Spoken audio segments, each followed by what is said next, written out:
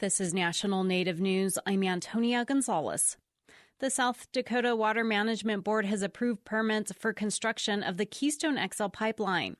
After a dozen days of hearings held over the past 9 months, the board Tuesday voted unanimously to allow TransCanada, or TC Energy, to draw water from 3 South Dakota rivers. The board also allowed Wink Cattle Company and landowners Dean and Lori Wilson to use water for worker camps the company intends to build on their property. TC Energy has reported that it intends to start pre-construction activities next month, with groundbreaking to occur in April. The company intends to complete the pipeline in 2 construction seasons. Native people were among opponents to testify at the hearings, raising concerns over water, cultural sites, and the safety of Native women. Tribes and environmentalists still have 2 active lawsuits in federal court challenging the pipeline project. Unrecognized tribes in Alaska seeking federal status will have to demonstrate more than 80 years of history under a process proposed by the Bureau of Indian Affairs. The Department of Interior currently reviews such petitions on a case-by-case basis. Coast Alaska's Jacob Resnick reports. The proposed rule would require bands of Alaska Natives seeking tribal status to prove a common bond at least as back as far as 1936.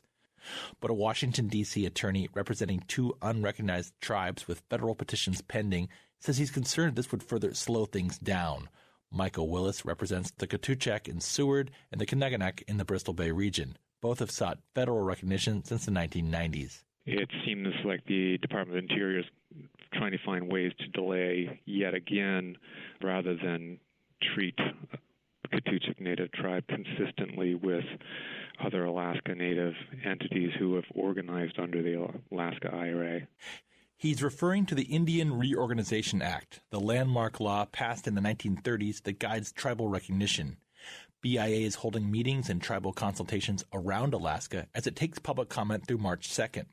So far, several tribes and Alaska Native organizations have written to express skepticism that a new rule would be necessary. The Bureau of Indian Affairs did not respond to requests for comment. For National Native News, I'm Jacob Resnick in Juneau, Alaska. The Bighorn County Attorney's Office in Montana is seeking evidence surrounding the disappearance of Selena Not Afraid to examine if any criminal charges should be filed. The 16-year-old went missing on New Year's Day. Searchers found her body Monday near a rest area on Interstate 90 between Billings and Hardin. Witnesses say she was last seen near the rest stop and walked into a field after a vehicle broke down. The sheriff's office says no foul play is suspected as they wait for an autopsy. The Crow Nation has expressed sorrow and is providing support to her family and the tribal community. Not Afraid's grandmother, Francine Amiot, spoke with Yellowstone Public Radio days before she was found and shared some memories of her granddaughter at the Crow Fair. And she came over and stood by me and she said, "Grandma, either you're getting a little shorter or I'm getting a little taller." I said, "I think it's both." And we laughed and then she gave me a kiss on the forehead like I was the young child. The county attorney's office in a press release pledges full and independent prosecutorial review of all evidence associated with the discovery of Not Afraid. I'm Antonia Gonzalez.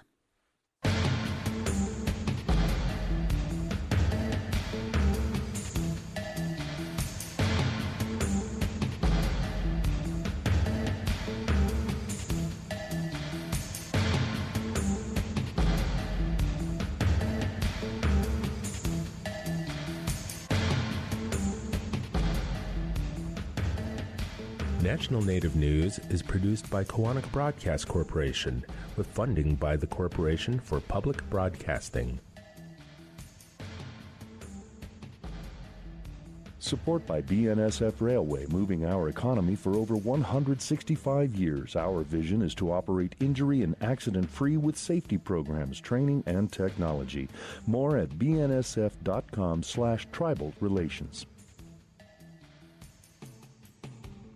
Support for law and justice-related programming provided by Hobbs, Strauss, Dean & Walker, LLP, a national law firm dedicated to promoting and defending tribal rights for more than 30 years. More information available at hobbsstrauss.com.